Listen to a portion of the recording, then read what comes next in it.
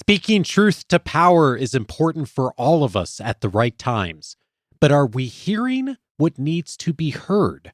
On this episode, what you can do to make it easier for others to surface what you need to hear. This is Coaching for Leaders, episode 597. Produced by Innovate Learning, maximizing human potential. Greetings to you from Orange County, California. This is Coaching for Leaders, and I'm your host, Dave Stachowiak. Leaders aren't born, they're made. And this weekly show helps you discover leadership wisdom through insightful conversations.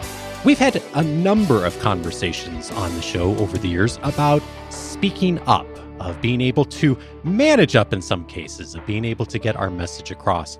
We haven't talked very much about listening up. How do you listen well? How do you encourage others to be able to speak truth to power? It is a challenge that many leaders don't recognize. And yet, if we can adapt our behavior and our thinking a bit on this, it can help us to hear the important messages that we need to hear inside of our organizations. I am so glad today to be able to welcome an expert on helping us all to listen up better and what we can do practically to do a more effective job. Megan Reitz is a professor of leadership and dialogue at Hult International Business School, where she speaks, researches, consults, and supervises on the intersection of leadership, change, dialogue, and mindfulness. She is on the Thinkers50 ranking of global business thinkers and is ranked in HR Magazine's most influential thinkers listing. She has written Dialogue in Organizations and Mind Time. She is a regular contributor to Harvard Business Review, and her research has been featured in Forbes, the BBC, TEDx, and in numerous academic and practice-based journals. Her latest research on employee activism was nominated for the Thinkers50 Breakthrough Idea Award. Her most recent book with John Higgins is titled Speak Up, Say What Needs to Be Said, and Hear What Needs to Be Heard. Megan, what a pleasure to have you on the show. Very good to be here, Dave. Thank you for the invitation. That last phrase, hear what needs to be heard, in the subtitle of the book, we think about speaking up a lot, but I don't think often we think about hearing well, especially if we're in a position of power, do we? That's right. Let me tell you a story, which is the story that kicked off some of our research in this area just a few years back. We had a leader that tapped me on the shoulder, as they sometimes do, and this leader said to me, Megan, we've got a bit of a problem because those people over there, they're usually pointing at the middle managers or the junior employees, they're not speaking up. We need them to, be brave and speak up more. Can you go and make them speak up? You're the expert. And off I went with my researcher hat on, and I spoke to them. And the very first quote I got in my research actually was from them. And they said, last time somebody spoke up round here, they disappeared.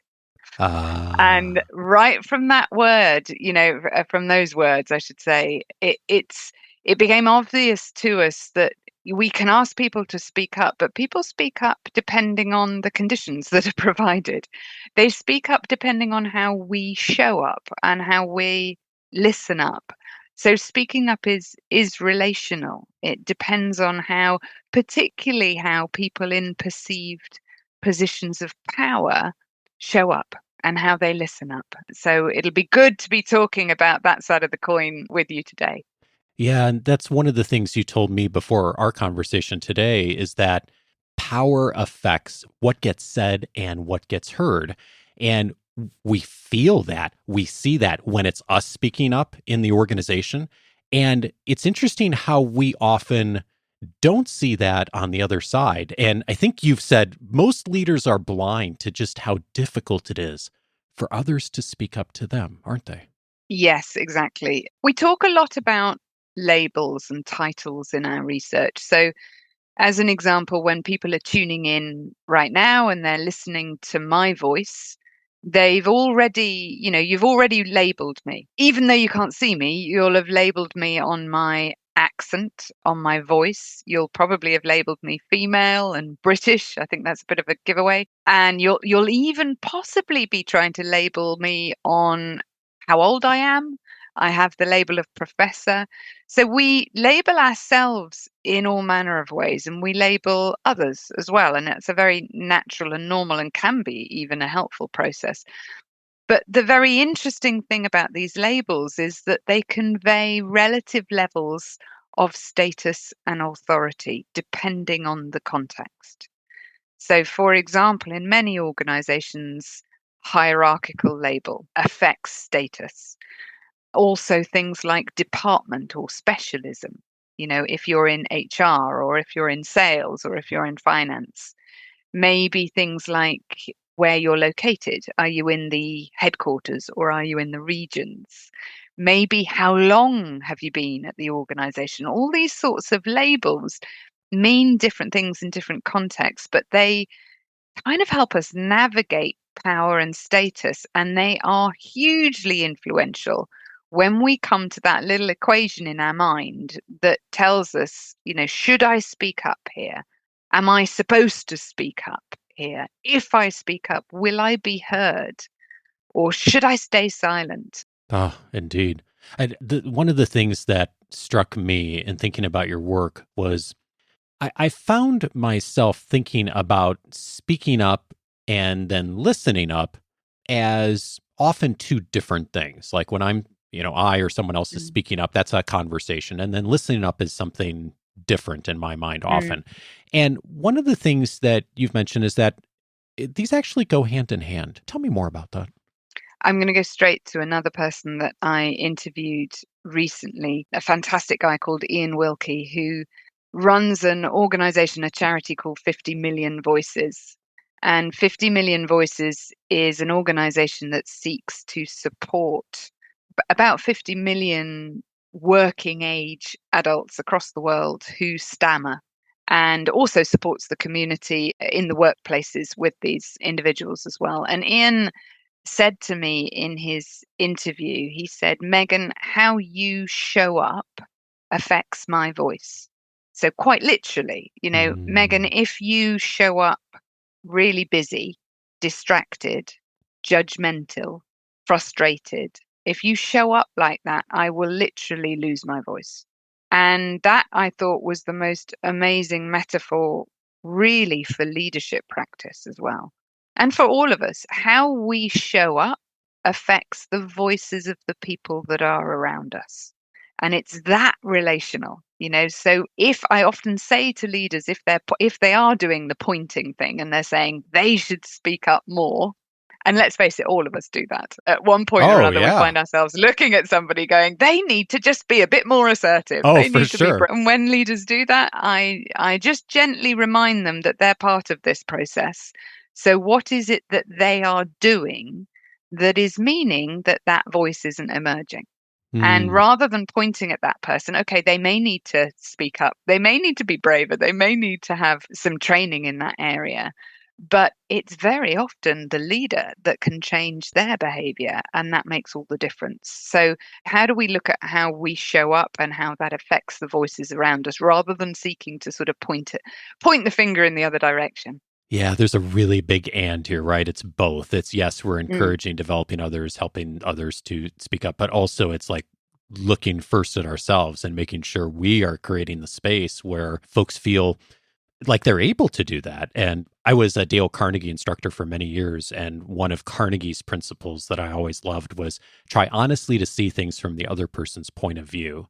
And when I think about the invitations you make in the book of what we can do from a leadership, from a place of power, which a lot of folks in our audience, of course, have power, it really does come down to, like, how do I look at things from the other person's perspective? And there's a section in the book where you frame 5 W's. We've all heard it from our grammar classes, the who, what, where, when, and why, but it's a really powerful model for thinking about how we can actually show up in such a way where it creates a bit of that and where we're also helping to support what folks need to say and we need to hear. And it, like so many things, it starts with the why, why we need to listen. And I pulled this line from the book. I'm quoting you. Why comes down to whether or not you really value the opinion of others. Our belief that as boss, we must already have the answers and therefore not seek them from others is deeply ingrained. That is a big obstacle for so many of us, isn't it? It is indeed. And I mean, this is a really big generalization, but as somebody that's studied leadership now for more than a couple of decades, it's really interesting how our picture of good leadership is changing. So moving from an idea of good leadership meaning somebody that knows the answer, somebody that can inspire everybody else to follow what they think is the answer. That is shifting more towards a leader who knows that their perspective is partial. Of course, it's partial, particularly when we come to what we might call wicked problems, really challenging problems around the environment or social inclusion. These sorts of issues don't have a solution. They certainly don't have a solution that the leader will probably know anything about. So, how can our leaders come into the picture already knowing that their view is partial? And instead of that panicking the hell out of them, how can they think, ooh, now this is interesting. What are my blind spots? Because I definitely have them. I have stuff that I don't even know about. How am I going to find that out? And can I be really, really curious about that? Can I be curious about the things that I don't know? And in order to do that, I need to seek out the voices that I don't normally hear. That's where the information is. That's where the insights are.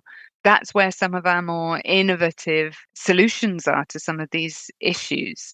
The thing, as you mentioned there, Dave, is that when we're in a position of power, we can often underestimate the impact that these labels have on other people speaking up. And we actually call that advantage blindness.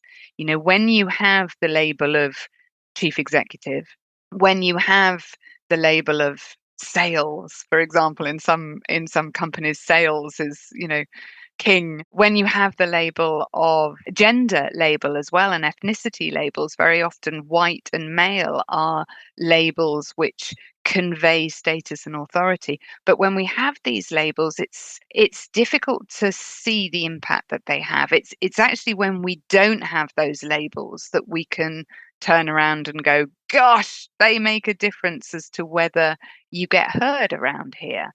So can leaders be aware that they don't know, that they've got blind spots? And then how do they reach out and try and help those voices to speak up? And that's the 5 Ws framework that you were just referring to. Yeah, indeed. And I was thinking about this, and so many of us in leadership roles espouse the desire to hear from everyone, to hear input, for folks to speak up. And yet I think about what you wrote. When it comes to the underlying belief, though, sometimes it's hard for us to get out of that mode of, okay, I'm in this role, I have the answers, or at least I have more of them than others do. And I'm curious if there's anything you've seen that helps people to bridge that connection a little better, what they're espousing, and then the belief system that comes along with it that actually starts to shift how they show up. Have you seen something that's a good starting point for someone who maybe says the right things, but isn't quite executing it on the way that they'd want to? Well, I think the first step is the awareness that you don't know what you don't know. And that's quite a revelation to many leaders. So many leaders believe that they listen well. And we've got another name for that, actually. It's not our name, but it's called superiority illusion. We actually think that we listen probably much better than most of our colleagues. And one of the reasons for that is that we rate ourselves on our intent to listen, and we rate other people on their behavior, what we actually see happen. And there's always a gap. So you'll always see leaders, and we've surveyed over 13,000 employees, cross hierarchy, globally, cross industry. And time again, we see people at all levels, actually, but particularly when they're senior, they will think that they listen well because they have that intention. So there's a wake-up call that's really important first off. We interviewed a chief operating officer at one of the global banks, and he had many interesting things to say. One of them, he told us this story which comes to mind here. He said on a Friday, he used to do the managing by walking about, the getting out of his office and walking around the trading floors, because he, had the picture that this was a very good leadership practice to do. Right. And as he went around the trading floors, he'd kind of joke, and he'd pass comments, and people would ask him quick questions, and he'd kind of respond really quickly and say things like, "Yeah, good idea," or "Oh, really? You're doing that? Oh, okay, all right." And he'd make these sort of flippant remarks, and it was only after about a year that he'd been doing this that somebody finally told him, "Do you realize that Friday afternoons you leave the office in utter chaos?" Huh. with people kind of reading so much into what you're saying. If you've said something's a good idea, a whole project has just been initiated off the back of what you've just said. So coming back to what you're saying, the very first step for leaders that I've worked with that have made a shift, and that leader then really made a shift, was this wake-up call of, this is the impact that I'm having on other people. And it's because of some of the labels that I'm wearing and some of my behaviors.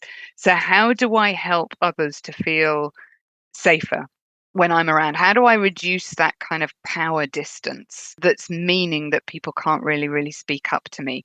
And it's the leaders that have, one, spotted that they need to do that, even if they thought that they were really good at this. They've spotted that they need to do this. They've been able to put themselves in other people's shoes, to see themselves as other people see them. And then they've done various things to, as I said, reduce the power distance. One of our first Harvard Business Review articles was called "The Problem with Saying My Door is Always Open."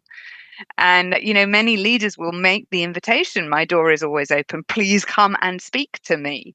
But of course, that's blind to actually how scary that might be for some people to come into your territory, to speak up on your terms. So part of what we're talking about is, how do you get out? How do you get onto their territory? How do you open your ears to some of the voices that you aren't hearing? How do you make those people feel more comfortable and safe to speak up? Yeah, which gets to some of the where, which I want to ask you about in a moment. And everything you just said, I think back to the Difficult Conversations book from years ago, and that point of intent does not equal impact. And I love the invitation of thinking about, okay, my intent, likely is good, but that doesn't necessarily translate to my behavior. We're judging others on their behavior, and we're judging ourselves on our intent. What a great invitation to shift that a bit. And that actually brings me to, something you mentioned a moment ago, is the where. The open door is sort of the classic. It's a little different, of course, now in the remote world. But that thinking about the where is the place that will put the other person at ease. And I thought there were some really interesting examples you mentioned in the book. One of them was a manager who had a practice of taking folks out and walking around a park in order to just make people feel comfortable. And the where here does make a big difference. And I also think, even if we're in a more traditional office environment, there's a lot of things to think about of even the where you are having that conversation. Is it in the manager's office with the desk in front of you, or is it in a more neutral location? Or I remember early in my career, I was able to, a couple offices kind of decide where furniture would go. And I'd always try to put the desk against the wall. So there wasn't that barrier between people when they'd come in, or at least get out if there was that barrier. Those kinds of things, it really does send a different message versus you come into someone's office and you're sitting behind their desk and you're looking them in kind of their space. It does frame the power dynamic differently. It really does. And it's so easy to miss, particularly when we're in organizations with norms of behavior, and we take so many things for granted and think that we have to do things in a certain way, like position our desks in that way, like have meetings in meeting rooms and not go outside. And some of these norms, it really is time to start questioning them and being a little bit playful with them as well.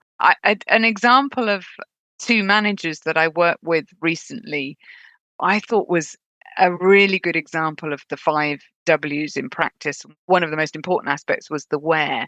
I was working with two managers who both needed to share a new strategy with their teams, and they needed to get feedback.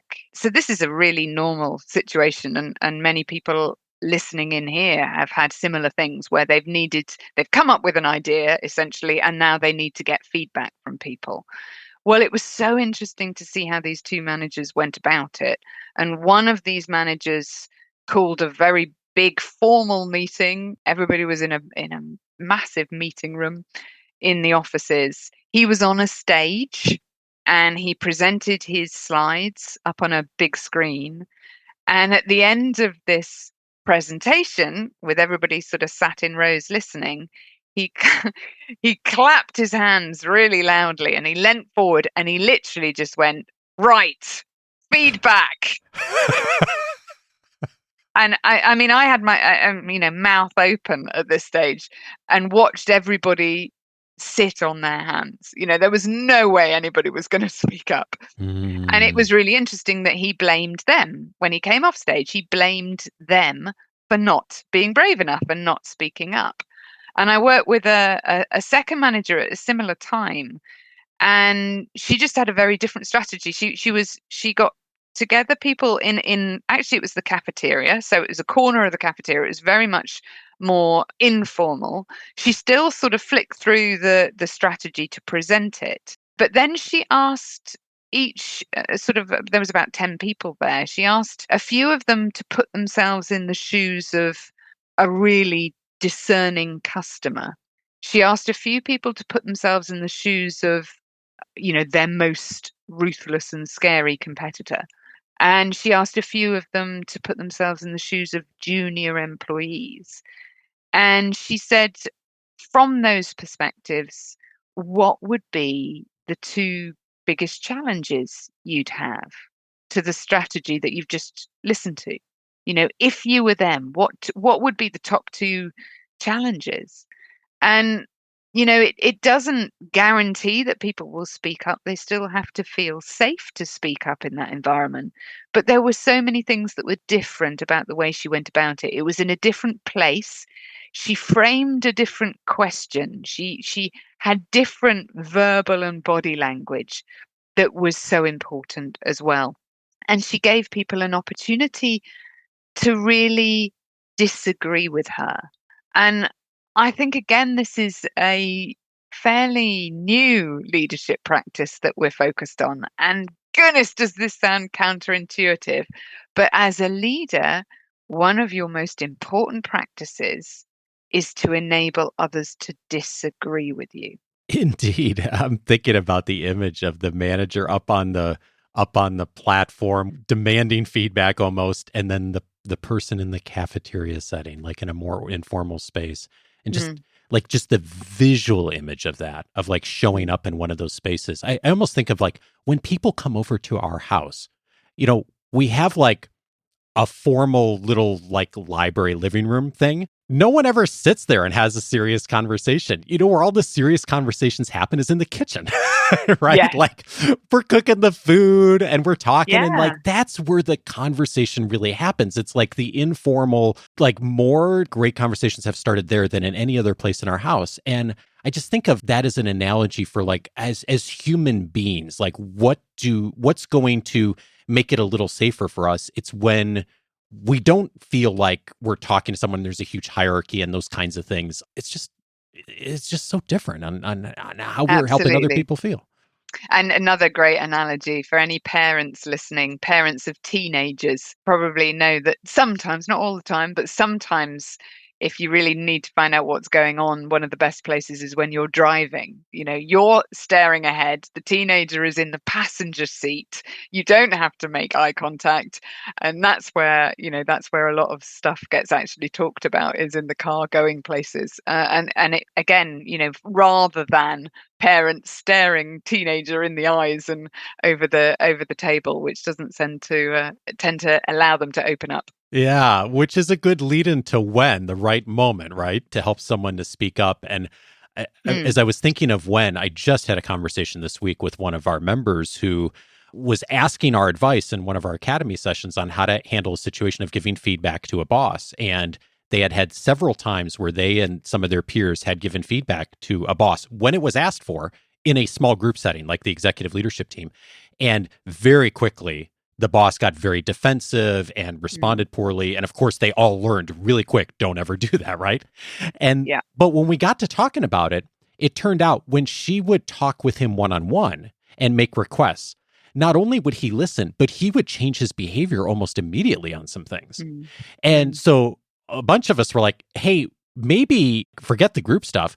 Maybe when you're making a suggestion or trying to do speaking up, find the times where it's one-on-one, since you've had some success there, and like really zero in on those opportunities and experiment there a bit. And it's really interesting how the when can make such a big difference of like how, looking at it from the other side now, like how others feel comfortable saying something to us too. Yes. And the thing is, it's particularly when we want to say something that maybe is a little bit risky, that makes us a bit nervous. We've thought about it all weekend. We're ready to get it off our chest. And there we are on Monday morning, and we see the person that we want to talk to, and we just think, right, now's the time. And blur, out it comes. We choose a time that suits us a little bit more than we choose a time that suits them. And, if your boss is running from one meeting to the other, looking rather worried, that may not be the best time to have this conversation. You can read signals around when is the best time to bring something up. And yes, on the one-to-one, I can certainly agree that often is a place to give feedback. What I sometimes hear, though, is there are some leaders, I'm afraid, that really don't listen very well at all. Yeah. And in some cases, actually collectively voicing is the way to go. They're not going to listen to you one-to-one. They're only actually going to listen when there's a collective voice that comes in their direction. So this, it's tricky to generalize, and it depends on what the topic is and who the person is that you're dealing with. But it's certainly a very good idea to be quite observant on the person that you want to speak to, and just see, what do you know about when they're most able to hear? And who are they most able to hear from? Because that's the other thing. It may not be you that should or that needs to speak up. It may actually be somebody else. I always remember, years and years ago, I was a management consultant, and we were working at a very big energy company. And on the board of this energy company, there was somebody that we needed to sponsor our project. We needed them to really support us, but we didn't really have access to them. But we did know, and this is a true story, we did know that they played golf with another senior leader in the business a lot. And we knew that senior leader really well. And so we worked with that senior leader because we knew that this other person wouldn't listen to us, but they would listen to them. So, how can we really identify with the big issues? Obviously, we're not going to do this every time we want to speak up, but with the big issues, when is the right moment to do it? And that who has just come up as well as an important aspect. I'm so glad you mentioned this, because this, like so much of this framework on both sides, the speaking up and listening up, it comes back to where we started, right? Like trying to look at things from the other person's perspective. For some people, like that one-on-one environment might be the perfect place to encourage people to listen up. For other people, it might be the group. And one of the things that I thought was really interesting when thinking about when, especially when listening up, creating the space for people to be able to talk with us, one of the things you talk about is margin and the importance of us having space in our schedule for that to happen. What's important about margin? This is exactly where my research is focused on right now. Ah, Spaces in organizational settings. So we are not going to be able to have the conversations that we need for so many reasons when we are all what I would call pathologically busy. And I really think we have reached that stage now where many of our organization settings are people really rushing around, focusing on short term results, on back to back, what I call domino Zoom meetings or Teams meetings. And if there simply aren't the spaces, both physical but in terms of time, where other sorts of conversations can happen, then we're really in trouble. And it's interesting that I've recently come up with the metaphor of Jenga. You know, Jenga with all the wooden blocks that you have oh to kind of yeah, balance in a big tower. yeah. Well, spaces for dialogue in organizational settings. Once you start squeezing those spaces out, those more informal spaces, it's a bit like taking a Jenga block out from the bottom of the tower. So many other things rely on those, what I would call small conversations. And in our research, John and I say the small conversations are the ones that make the big ones possible. So Hmm. those, and we discount them. We discount them so easily. We think to ourselves, okay, I'm really busy. So, okay, I've got a performance meeting. I've got half an hour. Better crack on. Right. What's our agenda? Let's get into it. And we go through that meeting. Yeah, or I hate Yeah. small talk, which is what I hear all the time from people, right? Yes. Yeah. Yeah. What a waste of time. I haven't got time for this. But the small talk, the small conversations develop the relationship. They develop the human relating that develops trust. And so whilst we think we can get away with reducing it because we've got so much to do, there comes a point where you have squeezed out so much space that suddenly the Jenga tower starts to crumble and you aren't getting to hear what you need to get to hear. You're not getting the ideas and the creativity. You are getting people leaving because they've lost the relationship. But, this is so hard for leaders to realize and to prioritize more kind of longer term, intangible benefits of an activity that in the short term and tangibly doesn't seem to be very worthwhile. I think that's one of the biggest challenges I'm certainly very curious on at the moment. Yeah, indeed. And especially in the remote spaces so many of us are in often now. Like, how do we make that happen? It's Yeah. just it's such a big question. We haven't even said anything yet about the language to use and what to say. And one of the things I know that you invite leaders to think of is just to proactively invite challenge and debate when asking for feedback. What kinds of things do you hear from leaders that are good things to say or ask that are helpful in being able to proactively make that invitation to folks? I think how leaders frame questions, as I mentioned before, particularly when they need to uncover blind spots and they need people to disagree with them, are utterly vital. And I still am amazed in organizational settings how bad we are at framing good questions, particularly around feedback.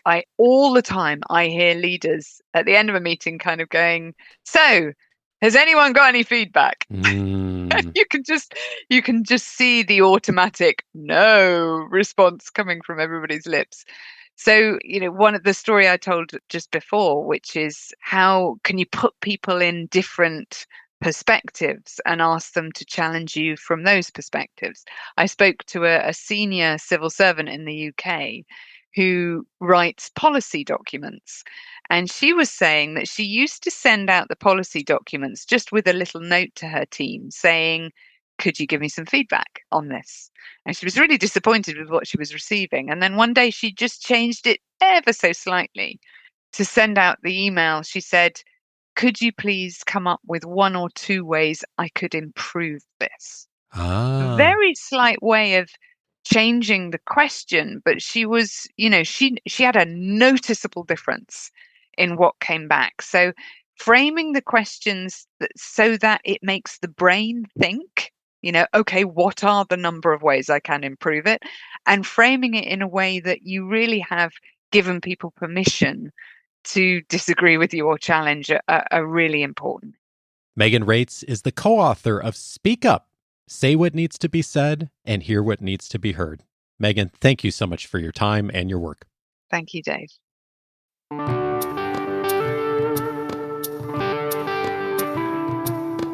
There's so many variables at play in speaking truth to power. Influence, of course, power within the organization, and organizational politics. Several related episodes that'll be useful to you if you'd like to dive in further. One of them is episode 454, How to Ask Better Questions. My guest on that episode was David Marquet. He's been on the show several times over the years, the best-selling author of Turn the Ship Around and also the most recent book, Leadership is Language. In that conversation, David and I talk about how to ask better questions and also the model of the coefficient of conversation. He talks about that in the book. It's essentially looking at how much time does the person in power spend talking in a conversation and how much time do they spend listening?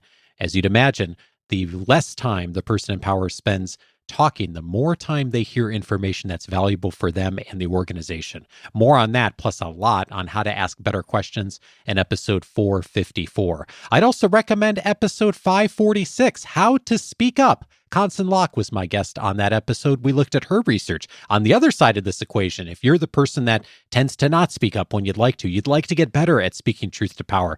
Tons in Megan's book on that, but also Constance's book, a wonderful way to begin to take some practical steps to do that better for yourself. That's episode 546. And then finally, I'd recommend the research of Vanessa Bond. She was on episode 551, How to Use Power Responsibly. And we talked about the reality that many of us, when we have power, don't realize that we have more influence than we think. That's the title of her book. Fascinating research looking at power from a different perspective than we often think about in organizations. That's episode 551.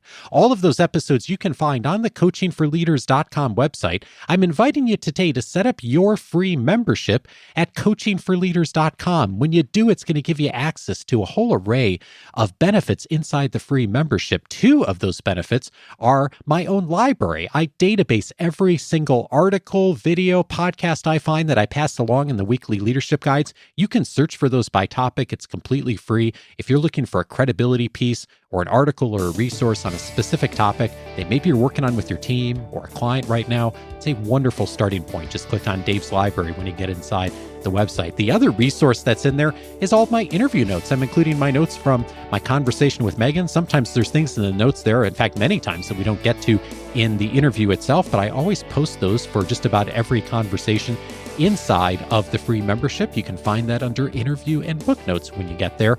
Many other resources are available to you inside the free membership. If you haven't set it up, go over to coachingforleaders.com, set up your free membership today, and you'll be off and running with us with a lot of resources and connection points along the way.